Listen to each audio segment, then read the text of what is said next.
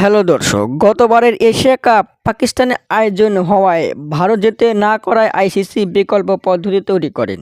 সেখানে পাকিস্তানে আয়োজন না হয়ে ভারতের জন্য শ্রীলঙ্কায় আয়োজন করে আইসিসি। দর্শক, প্রশ্ন উঠেছে ভারতকে সুবিধা দেওয়ার জন্য আইসিসি কেন বারবার এমন সিদ্ধান্ত নেয়? শুধু কি ভারতই বিশ্বে ক্রিকেট দল, আর কি কোনো দল নেই?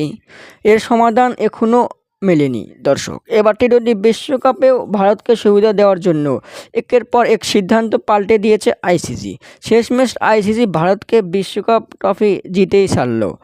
দর্শক, আবারও শুরু হয়েছে সামনে চ্যাম্পিয়ন ট্রফি নিয়ে। চ্যাম্পিয়ন ট্রফির আয়োজক পাকিস্তান, শুরু হয়েছে ভারতকে নিয়ে সমালোচনা। দর্শক, ভারত কিছুতেই যেতে চাইছে না পাকিস্তানে না গিয়ে ভারত আইসিসিকে বলে দিয়েছে হাইব্রিড মডেলের কথা। সেখানে ভারত চ্যাম্পিয়ন ট্রফির ভেন্যু শ্রীলঙ্কা ও দুবাইতে চাইছে তাদের ম্যাচগুলো আয়োজন করতে। দর্শক, আইসিসি কী করবে? অবশ্যই মনে হয় ভারতের জন্য বিকল্প পদ্ধতি বেছে নেবে। দর্শক, আপনাদের মতামত কী? কমেন্টের মাধ্যমে জানিয়ে দিন। ধন্যবাদ।